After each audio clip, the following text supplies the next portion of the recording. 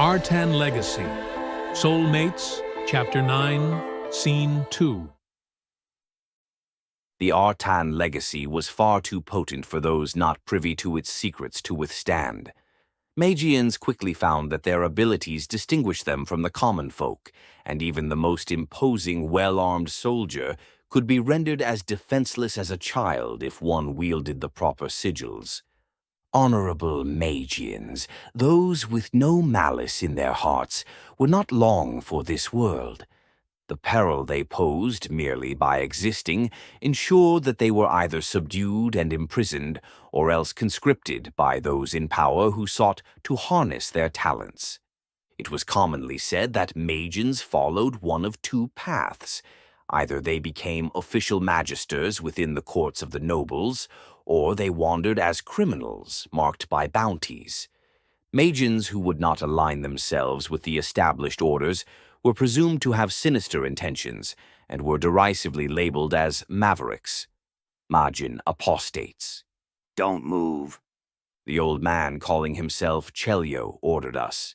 In his grip he held a crimson jewel, roughly the size of a child's fist, encased within a gold setting.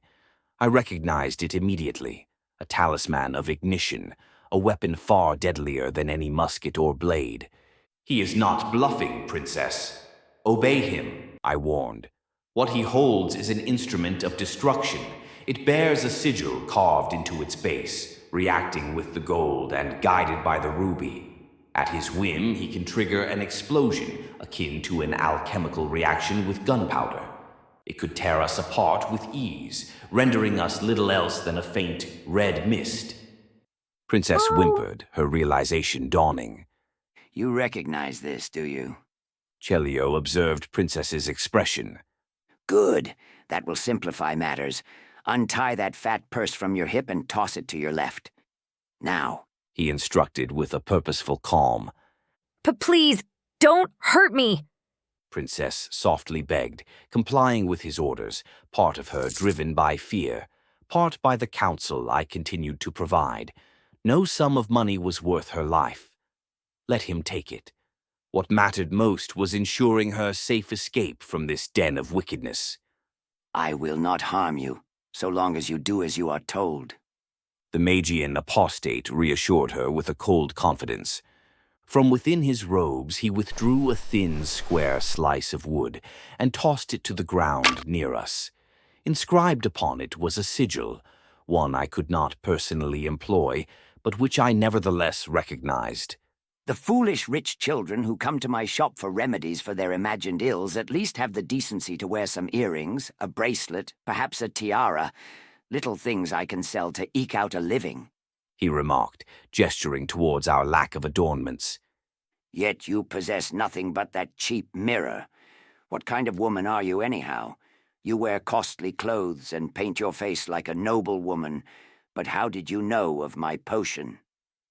Princess, the sigil on the floor is meant to erase our memory of this encounter. Let him do it. Understood? I advised as calmly as I could muster. Just let him take what he desires. It is not worth fighting him.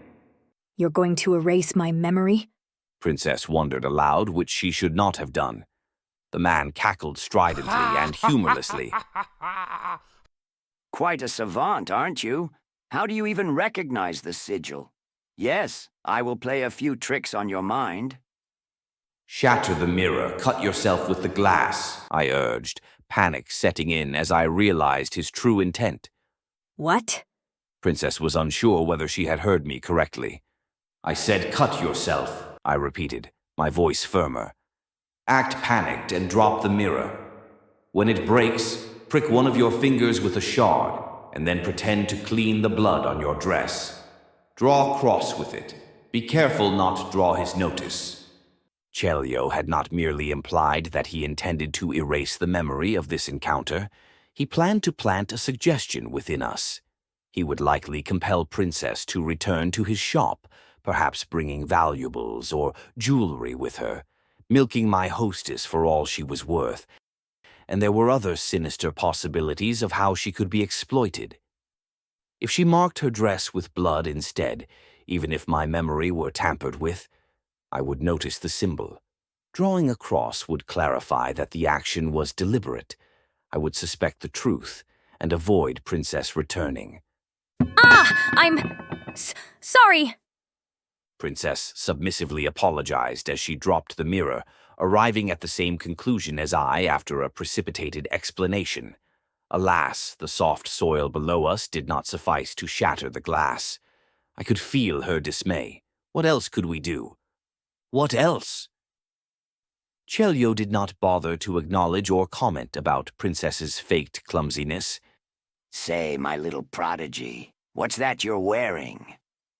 An idea occurred to me. Princess's yellow and white ensemble was quite eye-catching. Even to the undiscerning eye like myself, or possibly Chelyo, it would appear as remarkably valuable. Princess, your petticoat and shift, they are white. I hoped the fallen mirror still reflected her eyes, so I could relay my thoughts. Use the dirt from the floor to draw a cross. This is an Arbinian dress, but very expensive. They hardly make these anymore. Princess caught on to my meaning commendably fast. Had she been so perspicacious when judging this criminal before, we might not have been in this conundrum. Please take it. Just let me go. She began unfastening her bodice and corset, deftly loosening them to remove the garments. He did not stop us, thankfully. Later, I would surely wonder why our dress had gone missing and about the marks and take action. Surely. I had to notice. I had to. Princess's fine yellow dress dropped to the dirt floor of the man's dismal shop. She stepped out of it and draped it carefully over the small purse containing all our coin, stained a fingertip with the damp soil in the process, and surreptitiously drew a mark upon the back of the petticoat. Chelyo studied us as if deciding what to do next. Drawing a conclusion without his aim with the talisman of ignition faltering, he grabbed some cloth from the floor and threw it. Change into these, he commanded. Had he seen the markings? No, it was unlikely. The lighting was dim. I surmised he had concluded that a lady leaving his establishment in mere undergarments would attract too much attention. A simple, though humble, outfit would be less conspicuous. I doubted he cared much that the girl was forced to disrobe before him. He was far too ancient. As a magian, and one with access to a talisman as powerful as the one in his right hand, he could very well be over a century in age. Princess turned her back to him before undressing, visibly uneasy. We covered ourselves with a dusty old brown cloak that hung to the middle of our calves. This meager attire would be a glaring inconsistency, would it not? No matter how thoroughly our memories were altered, I hoped to notice. The cold soil beneath our bare feet sent shivers through us, and Princess hugged herself for warmth. Step on that sigil I threw, Chelyo ordered, pointing to the wooden platform with the sigil I had recognized. Place either foot upon it. Princess chose her right. Now stay there. Do not move until I say so. The Maverick briefly rummaged through his shop and retrieved 3 more slender wooden sheets, each bearing sigils. I recognized 2, and Princess would surely know 1. Mental fragility, which we had employed on Raya before. Carithio, he cried in a commanding tone, and the sigil beneath Princess's foot activated, sending a jolt up our leg. Amibdu forgoes. He pressed the familiar sigil to our forehead, while we remained stunned by the first hexerei that coursed through us. Valorak. He invoked the 3rd sigil, which I then realized was intended to induce sleep. Princess collapsed to her knees, her arms releasing their grip on her body. She toppled backwards, unconscious, unaware of herself. Chelyo was enacting something similar to what I had done to that poor maid in the halls of my home. First, he had used a sigil to disrupt the formation of memories. While Princess was incapacitated, her mental defenses were stripped away, and then she was put to sleep. With this combination, he could manipulate our recollections and reshape us to his will. There is nothing to fear.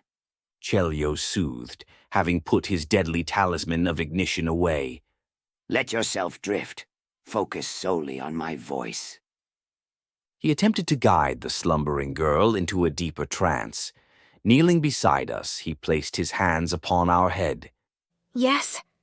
Princess murmured, her voice faint, caught in the web of her dreams. I shall ask you a series of questions. You will answer only with the truth. Chelyo intoned, his words flowing like the recitation of a well-practiced script. First, what is your name?